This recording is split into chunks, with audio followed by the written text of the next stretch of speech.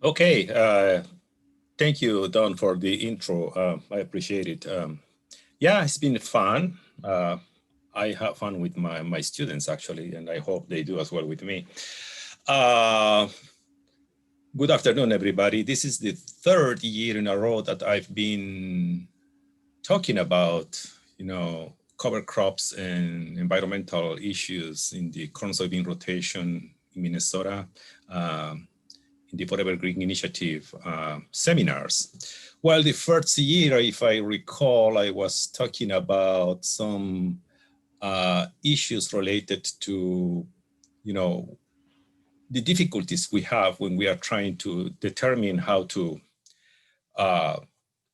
quantify nitrogen losses and how cover crops can help minimizing those effects. And in the second year, last year, actually, I was talking about some of the issues related to our approach. And obviously, I show you results, statistical analysis my students and myself have done with the data we have, and what we have gotten. Many times we've been a little bit frustrated with cover crops in Minnesota within between the current soybean rotations, but things are going on, and this time I decided to talk a little bit more about, no longer about, what impacts those cover crops might have on productivity in corn and soybeans, but mostly about what we are seeing in terms of nitrogen nitrate in the leachate, and why that high variability and variation we have with the results, and what could eventually be done. So, and up front, before I forgot, I would like to thank basically my grad students. Most of them are gone, but without my grad students' help, it wouldn't be possible to do what I do. So yes, we are using cover crops for eventually have a sustainable corn and soybean production in Minnesota. So we are trying to work with cover crops and nitrogen in that rotation. And as Don said, I work specifically or mostly with corn and soybean rotations, and basically because both major crops are the most important commodities in the state. And because of that as well, the larger area planted in Minnesota, it comes from corn and soybeans. In 2020, we had a little bit more than 6 million hectares of corn and soybeans planted combined. That means around, I guess, 14 to 15 million acres. And we want to use cover crops because we want to take care of the residual nitrogen in a way to reduce the nitrogen losses in the drainage water. And also because we are strong believers that cover crops will provide several other agroecological services. I'm saying that, I am not trying to teach you guys, but I'm saying that because I wanted to make my point that in my group and from my perspective, cover crops are neither fertilized nor harvested for economic. So if we really want to make sure that we will reduce that nitrate that is being leached, the first thing to do, among others that I hope we will discuss soon, is not to put fertilizer for cover crops to grow, because that just kills the objective of having those cover crops, to immobilize that residual nitrogen that is, provoking too much harm to the environment. So that being said, so I will talk a little bit about our goal as a research group and on our approach quickly, because I've talked about that in previous years. I will summarize our results, and then I would like us to discuss, what we have, what does it mean if we put it in perspective, and a little bit of the dilemma I think I have these things. And finally, some remarks. So about our goal, which is basically reduce nitrogen nitrate loss from soils via using cover crops. That's our goal. And from the literature, I was reading the other day that cover crops could reduce nitrogen loss in 20 to 90% compared to bare soil. Obviously, that's, you can think about the 90%, but the reason for that is because in other latitudes, just going south of Minnesota, cover crops really grow, so you could eventually expect that. But here, it's not that easy. It turns out the nitrogen leaching is a biophysical process. I mean, it's a function of cropping systems and management and soils and weather, and I mean, you name it. And because of that, actually, that nitrogen leaching is site specific. And the most importantly, you know, when we talk on site specific, is because of the effect of rainfall. And rainfall, it varies a lot.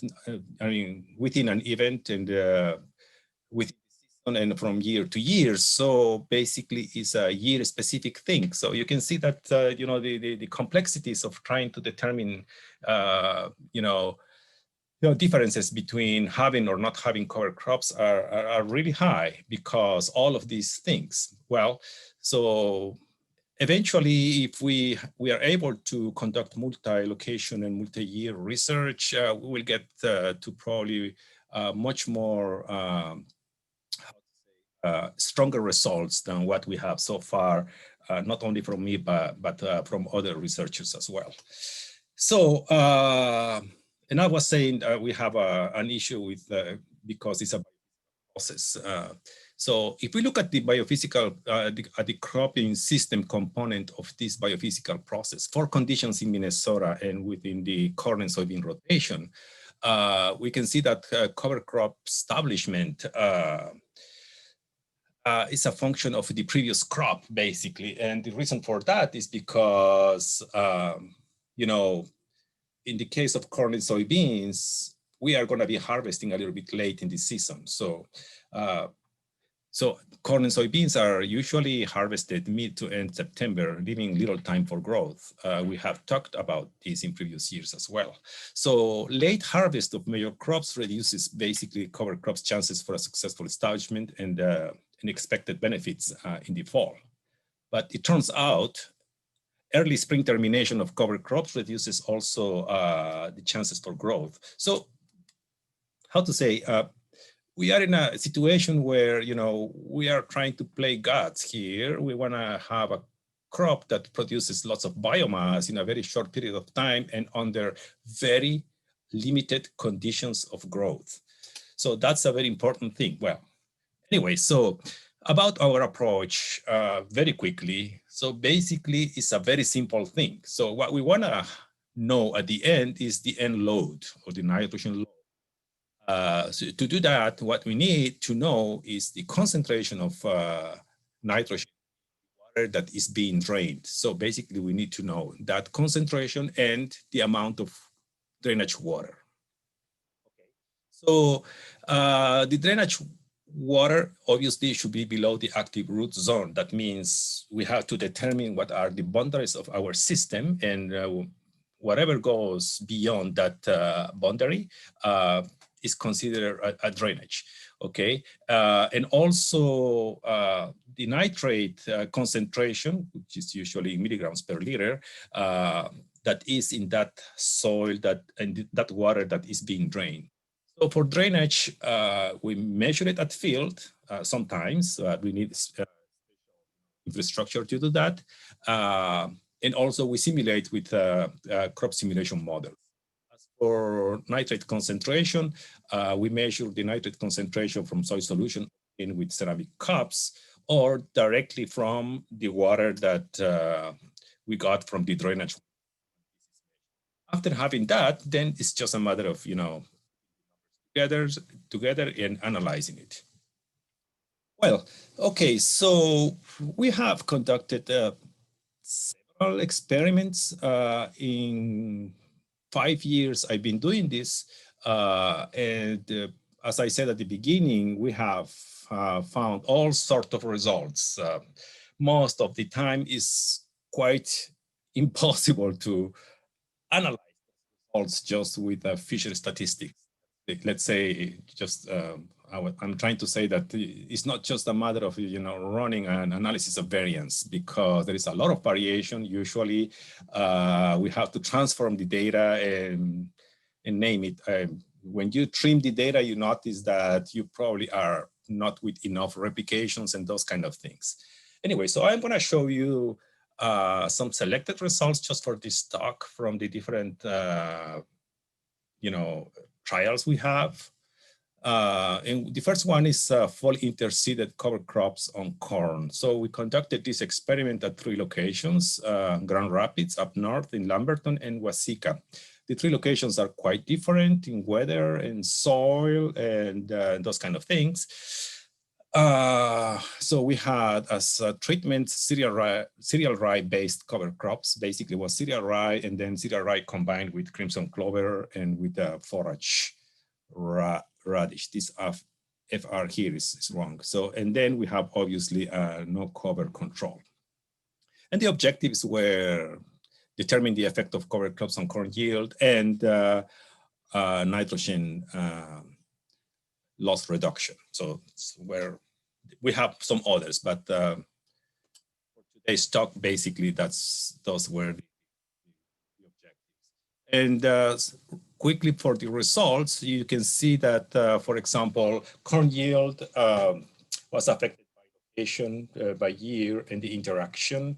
But basically due to the fact that up in Grand Rapids, the type of corn we planted there was different. Compared to Lamberton and Waseca. And then for the nitrogen concentration was affected by location, by year, by the cover crop treatments and interactions and those kind of things. But basically those statistical differences were not really very relevant. I can show you here, for example, this is the canopy cover, 2.88% in 2017, less than 1% in 2018, close to 50% in 2017 in Lamberton, and so on. And the biomass is just marginal, okay? So very, very marginal biomass here. So because of that, I wouldn't really expect the, very clear differences when it comes to whether or not those cover crops are helping us to reduce nitrogen losses. But this graph, we try to summarize in this graph what we saw in terms of nitrate in the leachate. So what we have here is the 3 locations, Grand Rapids, Lamberton, and Waseca, and we did divide the results into 3 different periods throughout the year: fall, spring, and summer. Fall was considered from basically cover crops planting to frost. Spring from cover crops regrowth in spring to the end of June, and then July and August and in mid-September, I guess, was summer. So we wanted to do that because, one, we wanted to know what we could see in the fall when cover crops are supposed to grow a little bit before frost comes. And also we wanted to know what happens in spring, which is when we have lots of rainfall and when we have more drainage and therefore more nitrogen losses. And then in the summer, we were expecting to have a little bit less, but it turns out in most instances, we did not see significant differences between treatments, but you can see some here. And this pink color is the no cover, which is showing us that is significantly different compared to the other treatments within a year in location. And basically, it's showing us much more nitrogen concentration than the other than the other treatments, which means if the nitrogen concentration is higher, it means that the potential for nitrogen losses is higher as well. So only 1, 2, 3, 4 instances we had positive, significant differences. But if we forget that and we look at the differences between cereal rye, which is our probably best soda, and the no cover, we see that there are 1, 2, 3, I guess 11 instances where cereal rye was showing less and nitrogen concentration at 1 meter depth. Okay? What does it mean? It means that yes, cereal rye was able to reduce N leaching probably. This is not N load; it's just N concentration in the soil solution. But if you count the number of instances we have here, it's almost a 50-50. It's almost 50%, okay? So that means, well, it might not, right? But it is a positive result. And also you can see that on average, if you look at this bar, I did average myself in my spreadsheet, and considering all of the different treatments we have here, on average, cereal rye is about 7 milligrams per liter of nitrate, and no cover goes up to 12 more or less milligrams of nitrate per liter as well. So looking at another experiment, which was also fall interseeded cereal rye on corn. This one was conducted by Jeff Beja, as his study was part of one of my projects. What they did was basically, we have 2 locations, Lamberton and Waseca, and we have cereal rye and no cover as cover crop treatments with N fertilization. So I am against N fertilization, but in this case, what they wanted to see at was whether or not the N fertilization would be needed, so we will not reduce the yield of corn. And this is a very important thing, because I am planning to close my talk today about the discussion of these type of approaches. And our objectives, again, were determining whether or not there is an effect of cover crops on corn yield, and whether or not we can reduce N losses. Once more, you can see here that there is no effect of cereal rye as a cover crop on corn yield, and cereal rye as cover crop did not reduce nitrogen losses. Obviously, yield of corn was highly affected, or was affected by N rate.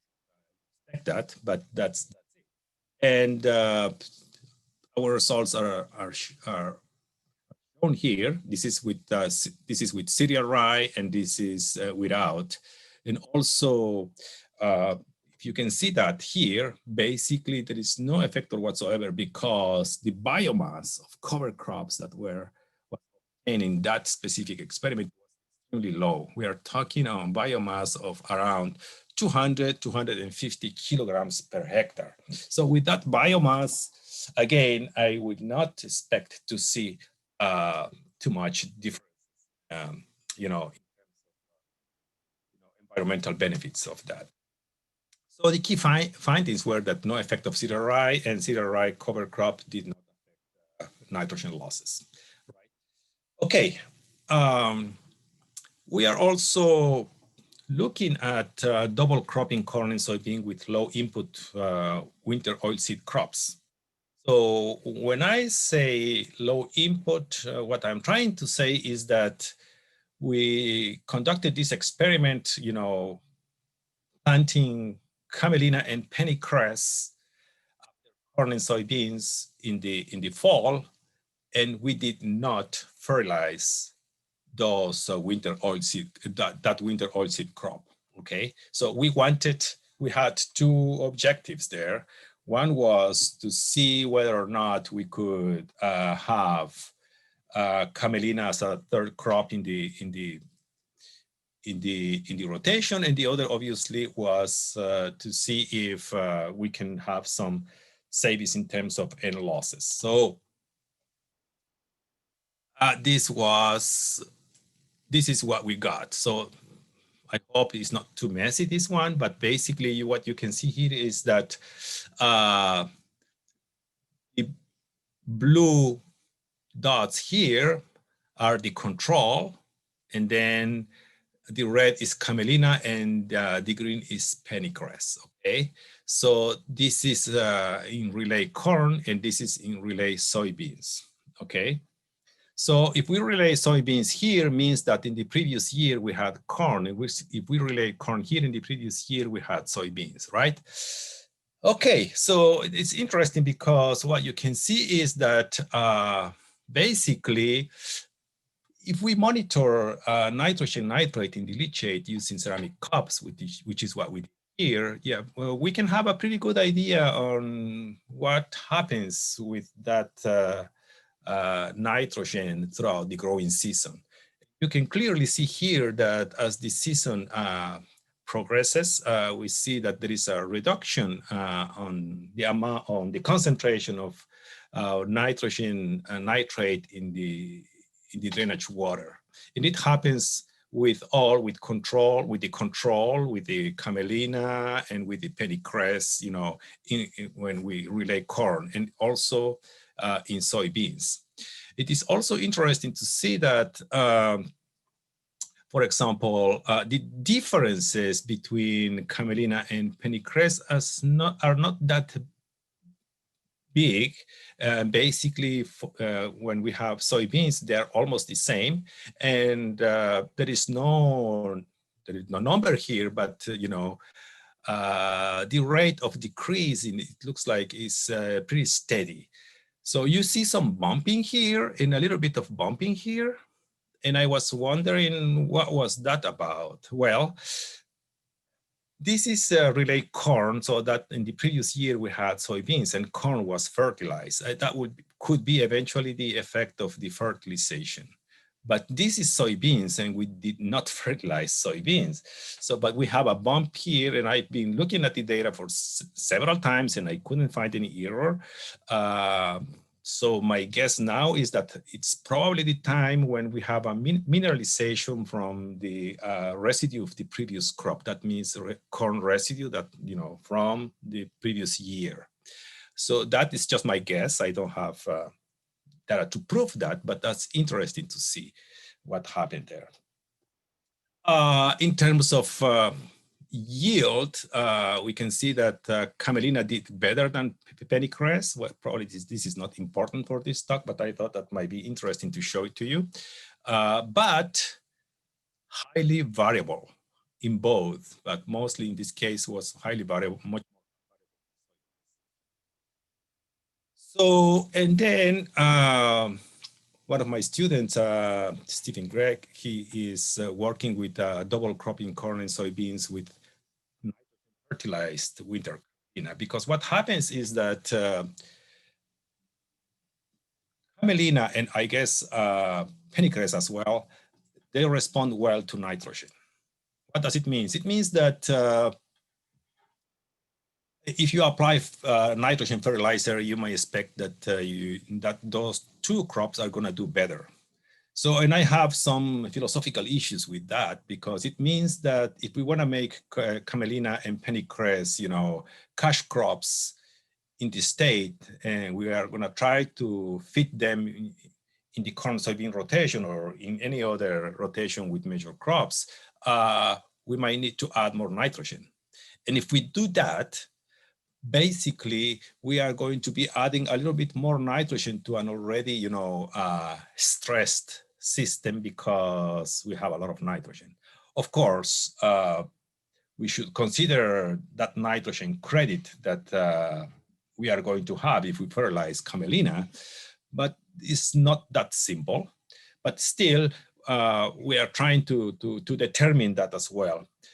It's unfortunate that we don't have enough data yet, but okay.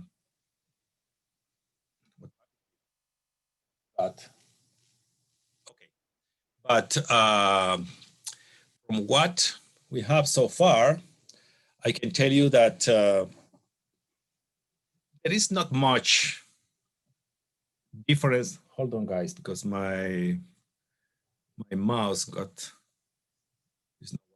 now it's working. Okay. See, I got to go back. Just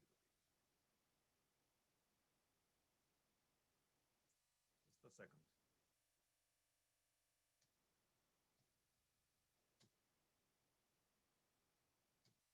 second. Come on. Okay. Okay. Oh. Show you this. Back to normal, I guess. I will keep it there. Ah, unless. Okay. I guess we're good now. So basically, what we have here is corn. This is for corn, and this is for soybeans. This the control was for corn and soybeans. So no camelina was planted in the fall for this, and plots were kept free of weeds as possible. Major crops were planted at the same time, and relay at the same time that relay and sequence cropping treatments were planted. Okay, so we relay. Let me see if this is working. We relay on this. We relay soybeans and corn. Oh boy. We relay soybeans and corn the 2nd of June, okay? And we were able to have corn in sequence by the 13th of July. I am not showing you relay corn because it didn't work, and I am not showing you sequence soybeans because it worked partially. I'm showing you those ones that were a little bit more promising. But anyway, soybeans was much better in relay, and corn in sequence was regular. So as I was saying, we relay on the 2nd of June, and we have corn and soybeans in sequence on the 13th of July, which is very late, okay?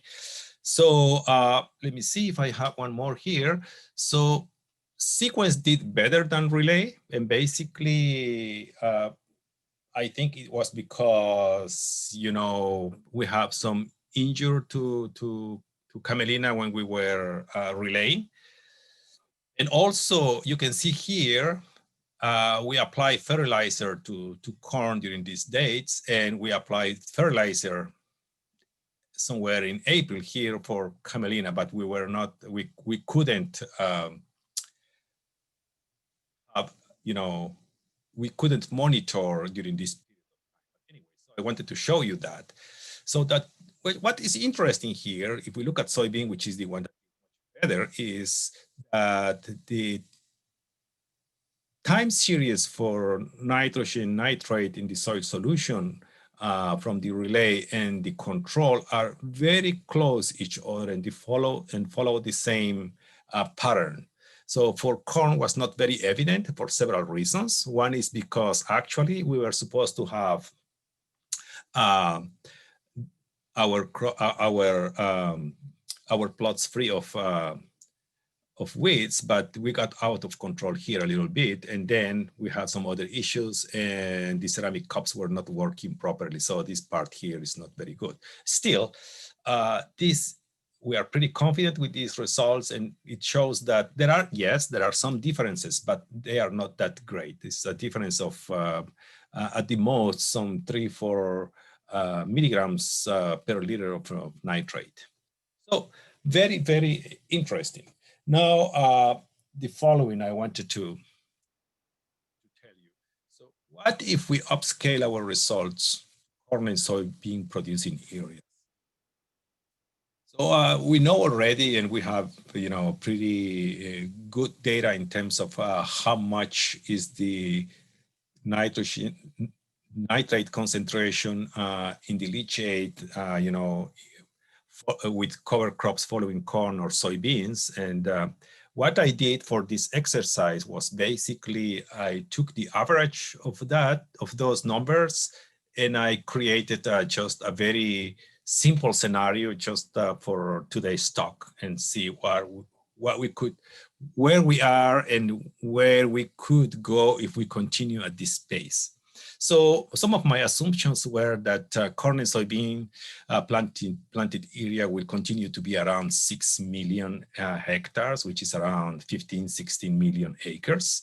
And that the soil is in general moderately to poorly drained. And also a drainage water amount that is close to what we could expect in a normal year for this type of soils, which is around it varies between 80 to 100 and 100 plus millimeters. I use 100 just, arbitrary. So, but first, so what is the state of cover crops in the state of Minnesota? So these three maps show the percentage of agricultural land with cover crops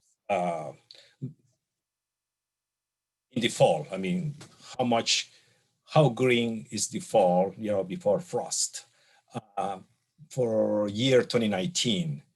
It is summarized by county, by major watershed here, and by sub watersheds here.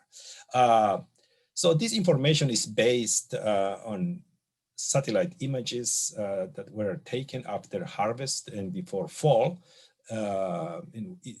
This is a project that is led by Professor David Mula in Soil, Water, and Climate. So Dave Mula has told us, well, everybody knows actually, obviously, that he has been doing this for already some years, and during this season he sent his crew and he has gone through all this information, and then they are coming up with these maps. It's very interesting because you can see that we are all over the place. So we have as much as more than 6% cover and as little as almost nothing. Okay, but the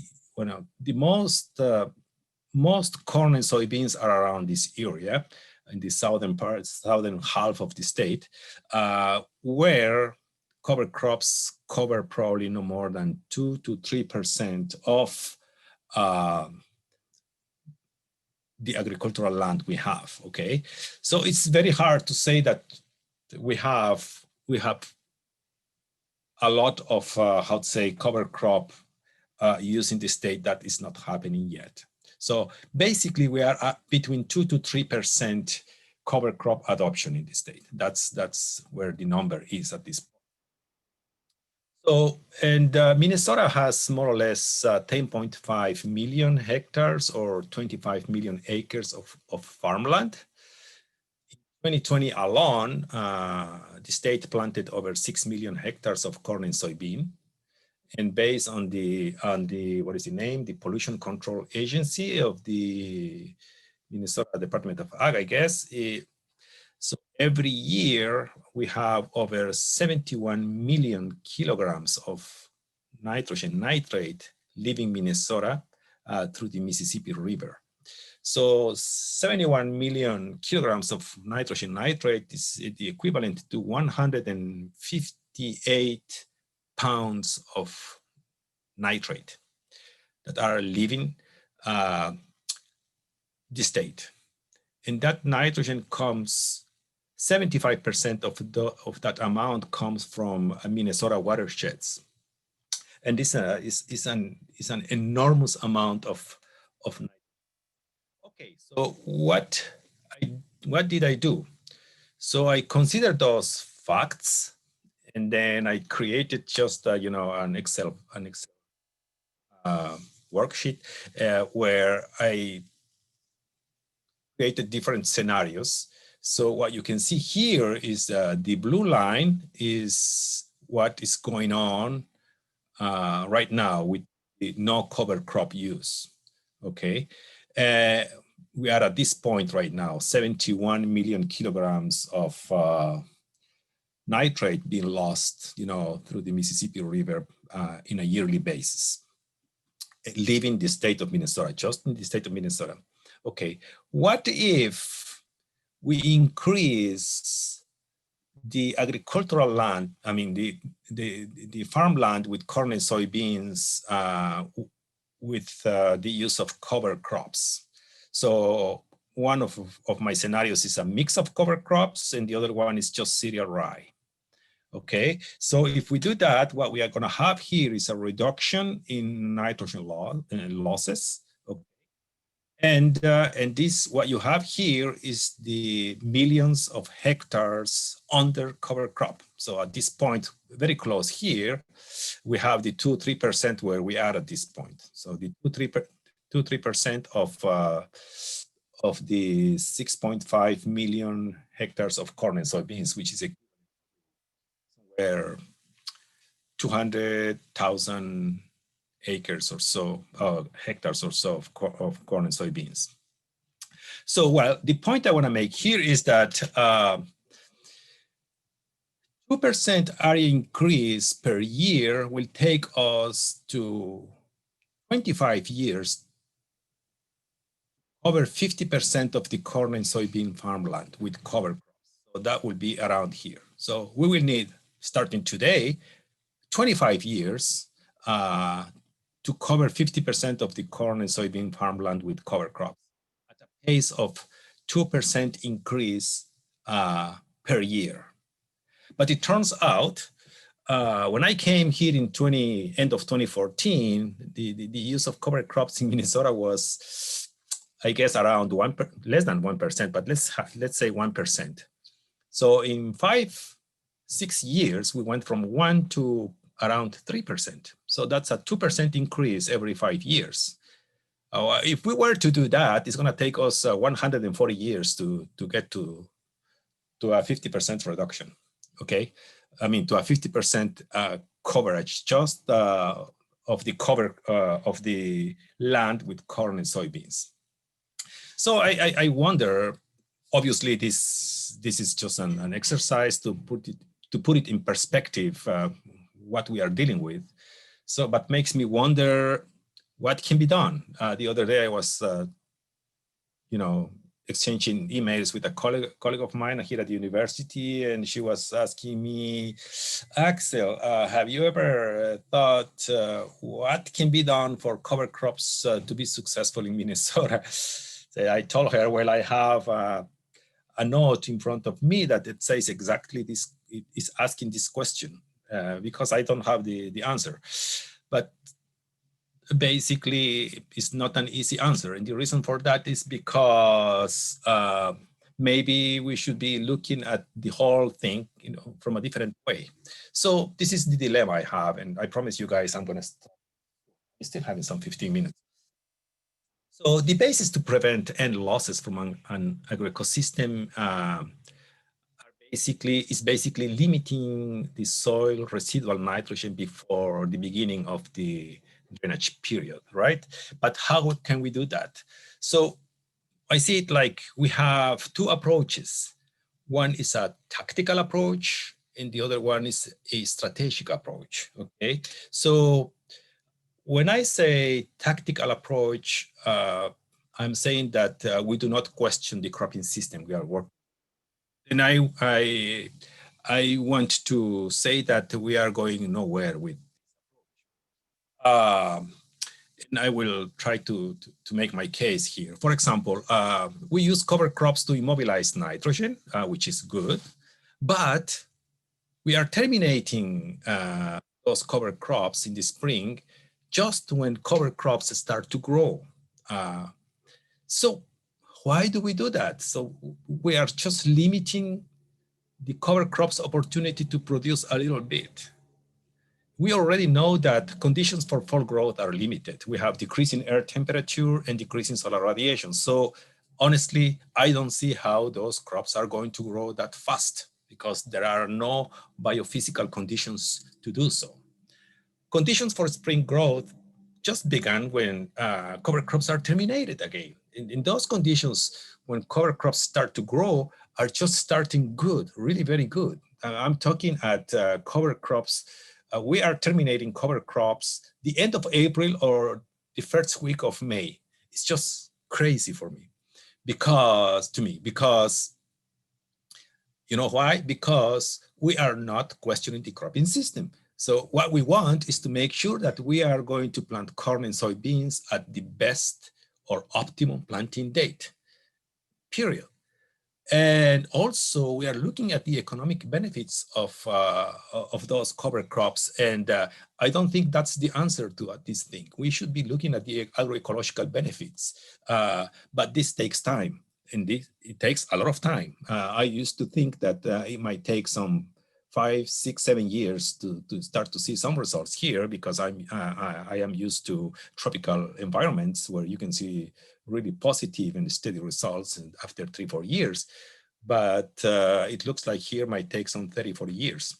But what if we take or we assume that we are going to have a strategic approach? This is an approach that is really appealing because here we will be consistently questioning the cropping system. For example, we should probably think on changing the cropping sequence. I'm not saying that we should try to get beans because I guess they are great crops and provide lots of economic people. But I am saying that we could try to work in a different way, you know. Probably we should look at cover crops that are tailored to our conditions. And in this case, breeding will be a key thing. So we need cover crops that are specifically developed for conditions in Minnesota. This really, this situation in this state, is calling for us to do that because there is no time enough with the system as it is right now. So we also need to eventually think on shorter season corn and soybeans. So why we have to have a full season corn if we can reduce probably in, let's say 10 days, we will probably be getting the same yield or having just a little bit of penalization in that yield. So we have to compromise. We need this trade-off thing. So, and also we need to develop management practices to optimize cover crops growth. For example, we need to drill seeding. I am going away from just throwing away the seeds there. I mean, from broadcasting and not incorporating because it just increases, how to say, the risk of failure. And when the risk of failure increases and we have that failure, basically we are increasing the risk of adoption. So we should probably think more seriously on planting green. So in a way to give those cover crops more time to grow. And for the same reason, try to terminate those cover crops as late as possible. Now what I am doing is basically trying to terminate my cover crops around the 15th, 20th of May. And if possible, along with that, still I would be planting green so I can still giving a little bit more opportunity for those cover crops to be in the field when they should be so they can grow. So that being said, my final remarks for you guys today is that for conditions in Minnesota, seeding cover crops early or late in corn and soybean provide marginal growth and therefore benefits to the environment. I'm sorry, but that's what I've been seeing and I make magic with my results. Yes, cover crops reduce nitrate losses, but results are highly variable within and among locations. Winter oilseed crops like camelina and pennycress as cover crops show marginal growth as well in both fall and spring. And they had no effect in nitrogen on improving, or reducing nitrogen losses. cover crops reduction of, the reduction of N losses with the use of cover crops could be significant, actually. We know that this is the thing. Nitrogen immobilization by cover crops is a function of location, like, because of weather and soil type. Is also a function of management practices, timing for seeding and termination, seeding method, and the species.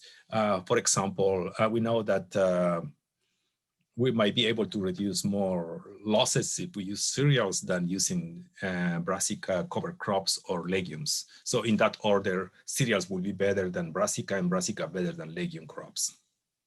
And the only reason why legume crops are at the end or the last is because legume crops, they produce their own nitrogen. They fix nitrogen. They are not catch crops themselves, from, residual nitrogen, but they make their nitrogen and they used it. So basically, cover crops in corn soybean rotation practices in Minnesota is possible, but we need to be less tactical probably and more strategic. If we continue interseeding, chances of success are reduced, and so the prospect for adoption. So maybe we should move away from that. That's my thinking. And corn and soybeans are not disappearing from our landscape any soon. So we have opportunities, but we have to work on trades-off as needed. It is an exciting area of research, I guess, but I would say that probably we are a little bit unorganized on the way we are doing this thing. I am still, quite certain that it's gonna work, but we still need a lot of work. There is a lot of work that still need to be done. So with that, I finished my talk today, and okay. And this is what I had for you guys. So if you have any question, let me see if I can go. I hope I am able to respond. And my talk just disappeared. Sorry. Thank you. Well, let's open it up for comments and questions for Axel.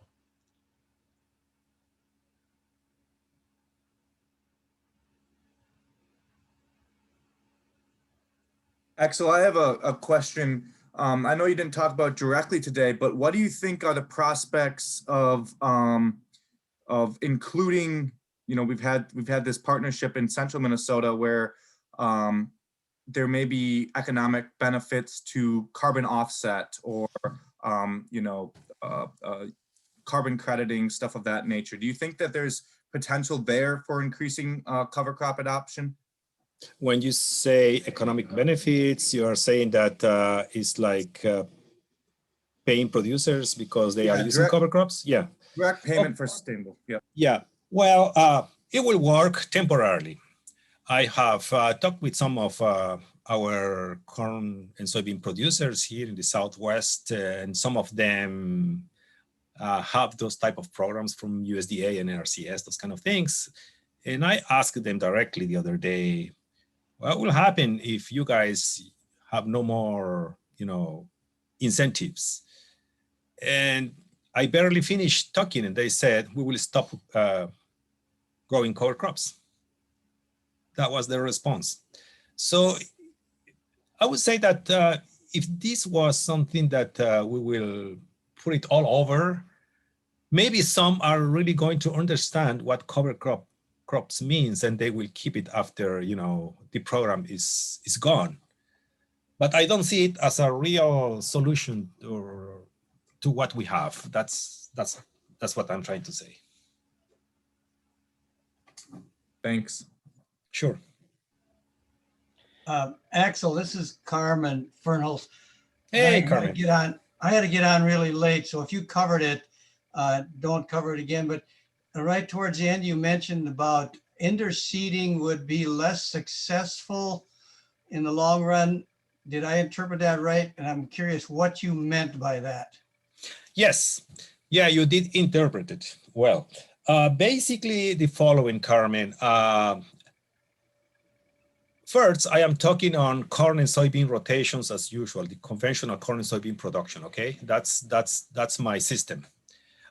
Secondly, most cover crops are not shade tolerant, okay? So we have issues with cover crops interseeded because they grew poorly.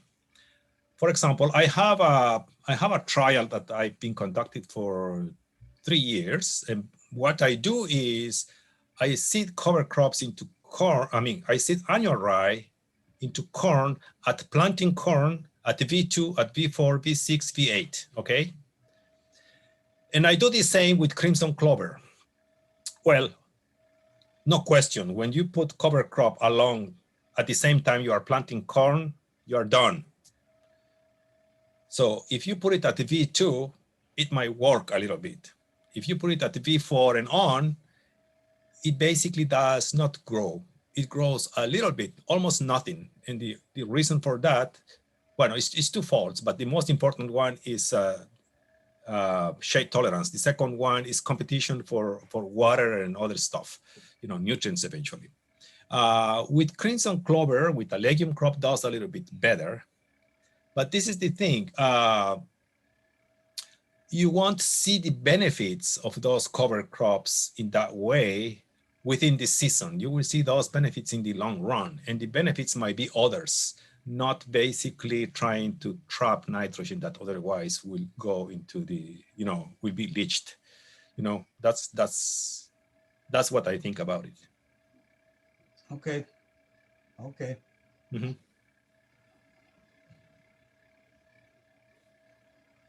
Axel, I have a quick comment and a question. Excellent presentation, really Thank you. Informative and thought-provoking here too. In the one figure you showed, the nitrate concentrations with the different crops, and you talked about the effect of the biomass yield differences between the cam and the pennycress, and that got me thinking about the potential nitrate reductions as a function of the productivity potentially, and just thinking about looking at root biomass and things, and wondering if you or any of the others in the group have started to look at these characteristics at all. Certainly you're right that if we're fertilizing those crops, we're adding nitrate to the system, but I'm just wondering about starting to look at the effectiveness of those as it's a function of their morphology too. Yeah, thank you, Josh. It's a really very, very interesting, good question. Yes, I have taken some root biomass from my cover crops, but honestly, I have not analyzed that yet. I have it's somewhere there in my computer, but I haven't done it. But that takes me to, I'm not trying to go away from your question because I thought I wouldn't have time, but some of the things that I really are, worth studying when it comes to cover crops, specifically in Minnesota, but any other place as well, is, what happens underground, okay? There is the microbial, community that is really very important. That's one thing. The other is carbon sequestration, which is actually very, debatable, but it's very interesting to look at. But how to put this, my main concern, and this is just, I'm thinking while I'm talking, is that we have so little growth that I don't know if, looking underground as well is going to make that much difference. So I would say that we really need cover crops that are tailored to our conditions. That's really very important. And the other one is we really need to convince people to change their mind when it comes to cover crops. They have to give cover crops the opportunity to grow. I mean, look, when I have my cover crops growing for at least 2 more weeks in May, it makes a huge difference. You almost double the amount of biomass. And then what you're talking about will be really, really interesting, but I have not analyzed that part. Okay, thank you. Yeah, I just wonder, we're thinking about some similar things, you know, in the new alfalfa program, we've got our new breeder, and just thinking about, you know, root characteristics and the impact that that's going to have on nutrient uptake efficiency and things like that. But you're right, if there's not enough growing season window to even put on the biomass, then it's a non-factor. But this is the things I'm trying to get our breeder to be thinking about too, is we're not just focused on yield, right? Yeah. Let's think about these other features that are important. Well, yes, but that's a good point. I mean, alfalfa. I used to work with alfalfa in my previous job. It's a great crop. I mean, it's green almost all year round. You can have it for several years. It's a semi-perennial crop, and it has a root system that grows, you know, very deep because, you know, it explores a lot of soil volume.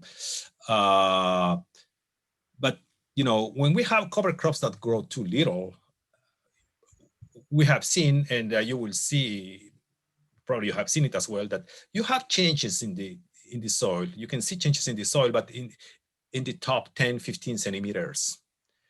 Alfalfa is way down. Yeah, right. So if that residue decomposes in that soil layer, I am almost certain, because I read some articles about that, everything is going to happen only there. That nitrogen, which is, because it's very little, is not going to go farther down. Yeah. So Axel, as you know, as I listened to your presentation last year and this year, Mm-hmm.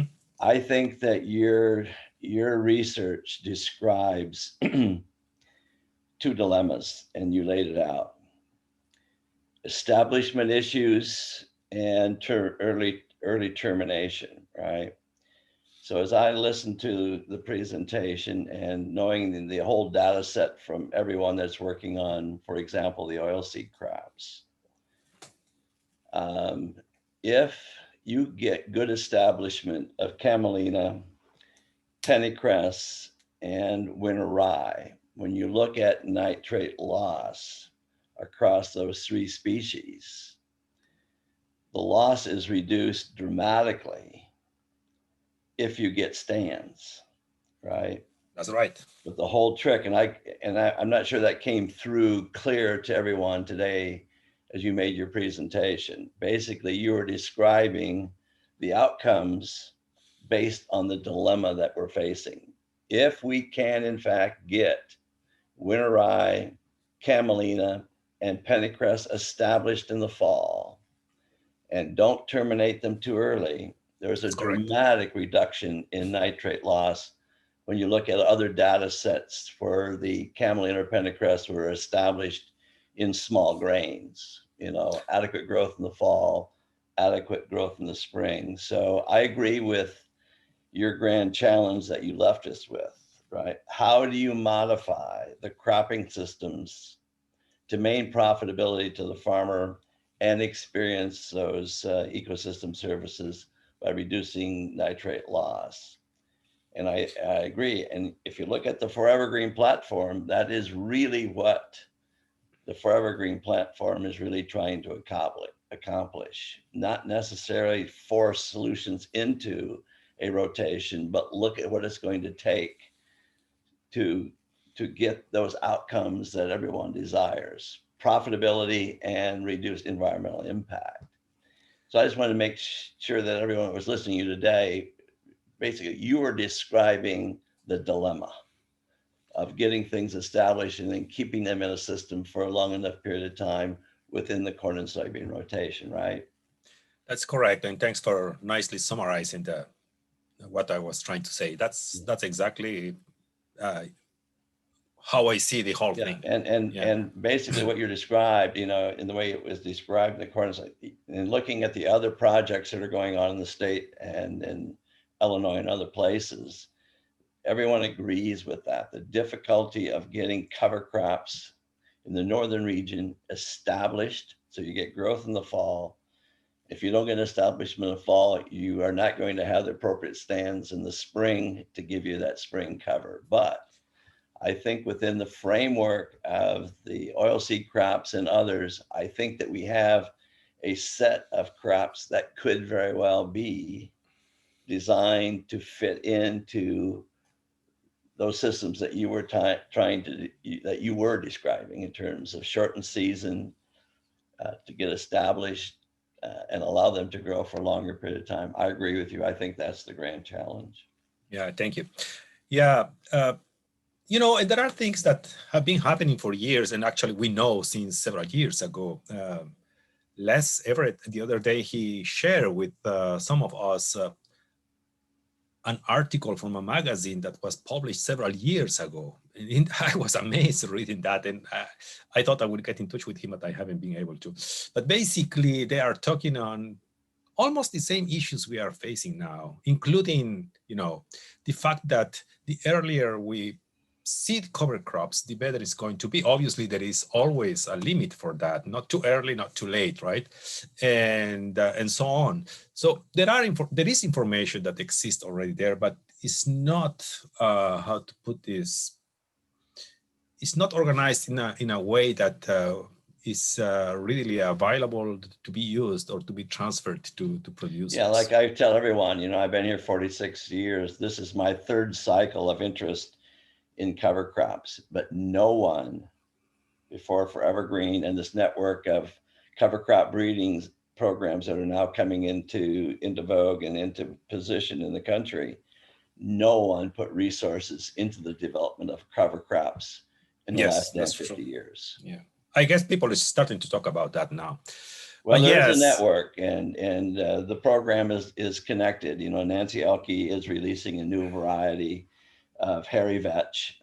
There's a new P team that's part of that network. So I think that there will be investments in the development of new cover crops coming forward nationally in over the next number of years.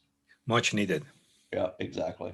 Yeah. Yes. Yeah, but just absolutely. To let everybody know, Nancy has been breeding hairy vetch. We should be breeding others. There's others that are working on the development of hybrid rye and pea, winter pea, spring pea. So there's a whole bunch of efforts that are going on, and I think it's now starting to get national attention, and there may very well be a national investment around what you just described as the dilemma, Axel. Good. Thank you, Don. So this is Jeff Berg from MDA. Go ahead, Jeff. So I just happened to listen to a Practical Farmers Iowa webinar last night. Mm-hmm. And so this kind of anecdotal, but these are guys that are well established in strip tillage and cover crops.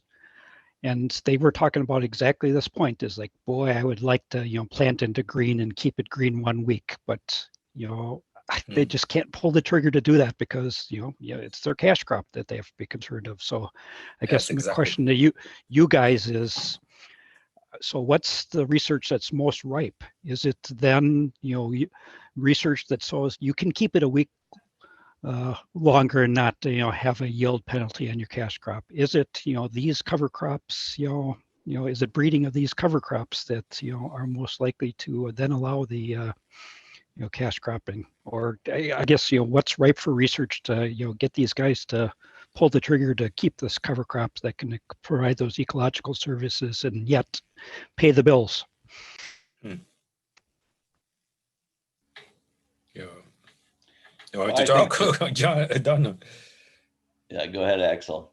No, I guess Don can better address this eventually cover crops breeding.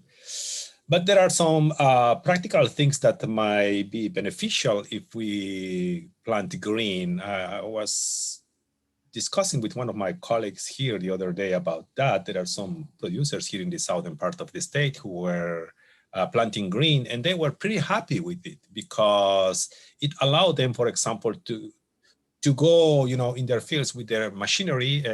They had no issues with their tractor and those kind of things because they could go on top of the cover crop biomass, those kind of things. When it comes to the benefits, as I said, eventually in my talk, one of the things is that it really, puzzles me is that farmers want to see immediate, economic benefits to cover crops. That doesn't exist. If we don't provide, time to cover crops, basically they won't see that. And the economics of cover crops is a kind of a subtle thing because it's much more related to agroecological benefits. So we have to quantify that, which obviously is possible. But it's not that, it's not a straight relation. It takes a little while. I'm convinced with Axel that there needs to be some modification of the rotation if we're really going to get real cover crops into the Minnesota's agriculture, right? So here comes some other ideas, right? You guys all know about hybrid rye, right? So the hog industry is now evaluating hybrid rye as a feed source for hogs in southwestern Minnesota. Here comes Purus Foods bringing in winter and spring pea into the state of Minnesota. So I think there's going to be some opening of opportunities to move cover crops more efficiently and effectively into the agriculture systems of the next number of years in Minnesota.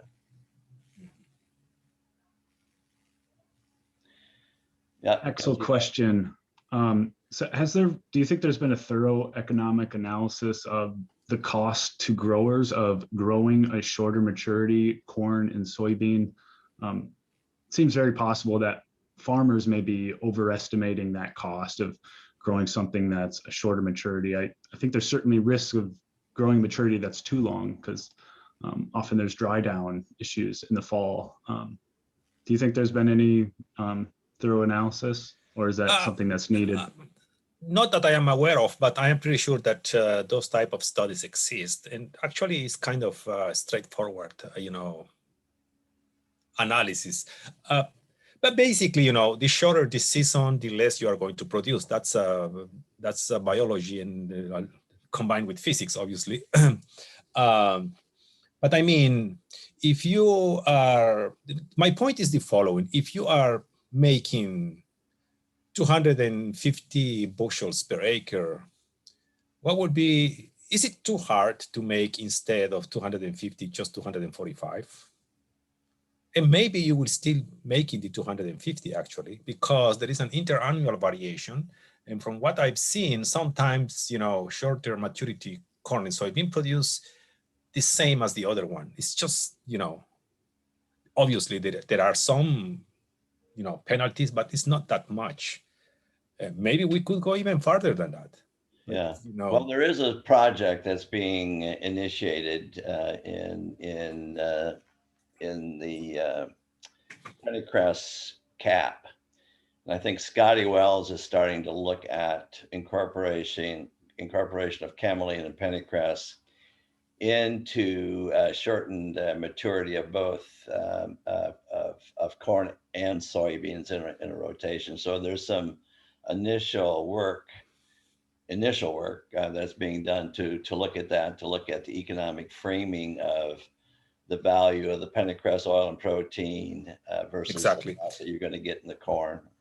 That's probably the best way to go. Yeah. Honestly. Yeah. That's actually what Scotty and Russ are going to be doing in our field, our Forever Green funded project. So we'll have a 0.08 maturity group soybeans going in early July in that field. Where is that? In Rosemont. Oh, Rosemont. Okay. Yep. Following camelina that we've got out there right now. So we're crossing our fingers and hoping that it works. And they're set up with, what do you call your towers, Josh? Eddy covariance towers. Eddy covariance. Oh, okay. Yeah, so we're looking at the carbon balance implications with some of the same issues that you talked about, Axel, right? It's all about extending that growing season as much as we can to get as much plant-derived carbon on the site. Mm-hmm. So, but we can just go back and emphasize what Axel has been telling us.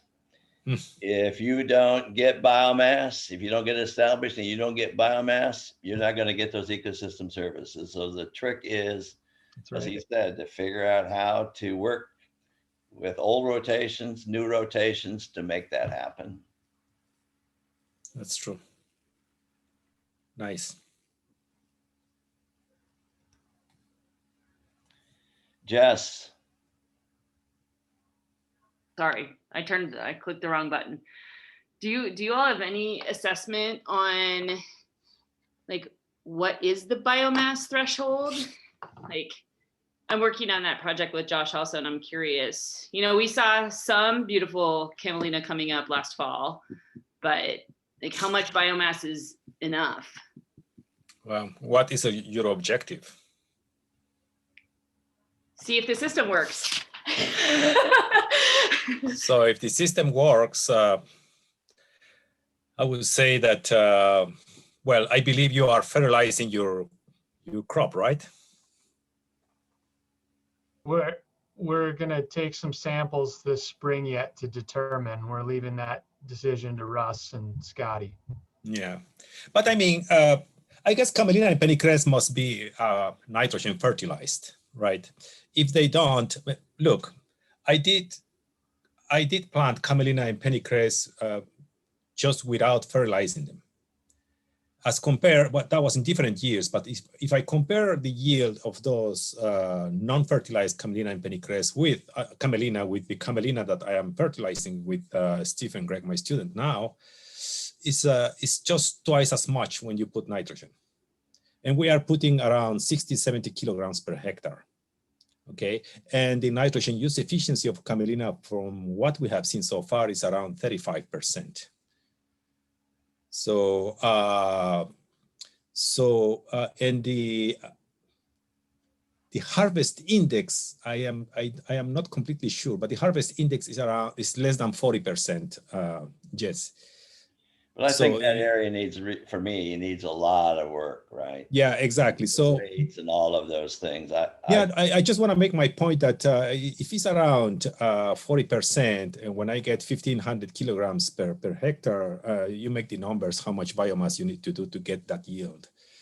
Yeah. So that's the thing. But I agree. That's something that needs a lot of work and refinement. Yeah, right. Yeah. Cool. That's why we have these discussions. Yeah, it was cool. It was fun. Any other comments, questions for Axel?